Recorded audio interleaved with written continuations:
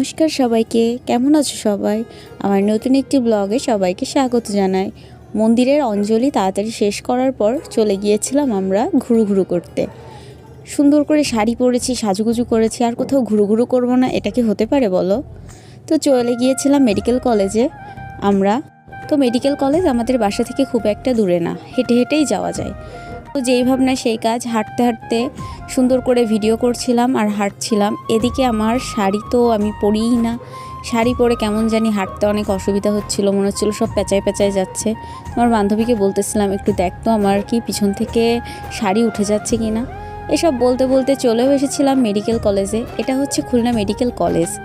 আর গেটটা কত সুন্দর করে সাজিয়েছে দেখুন। এখানে অনেক বড় করে সরস্বতী পুজো করা হয়।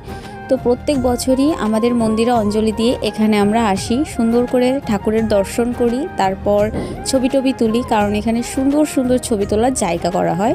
জায়গাটাও এত বেশি সুন্দর যে যেখানেই পাবেন সেখানেই ছবি তুলতে পারবেন। তো এই যে মেডিকেল কলেজের সরস্বতী ঠাকুর, প্রত্যেক বছরই সরস্বতী ঠাকুরটাকে অনেক সুন্দর করে ডেকোরেশন করা হয়, আর মাকে দেখতেও অনেক সুন্দর লাগছিল। তারপর এখানে এসে দেখি এখনও পুজো হচ্ছে, পুজো শেষ হয়নি, যজ্ঞ চলছিল।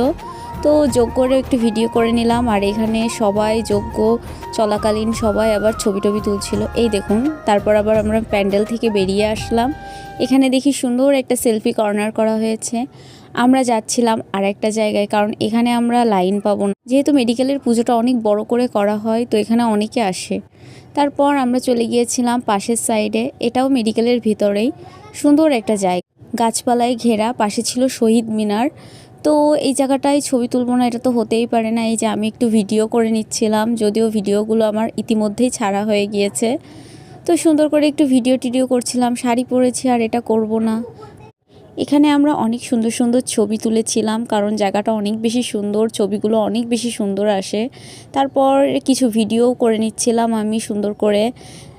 আর এই তো বাড়ির উদ্দেশ্যে রওনা দিয়েছিলাম, কারণ 1টা বেজে গিয়েছিল অলরেডি, বাসায় তো যেতেই হবে।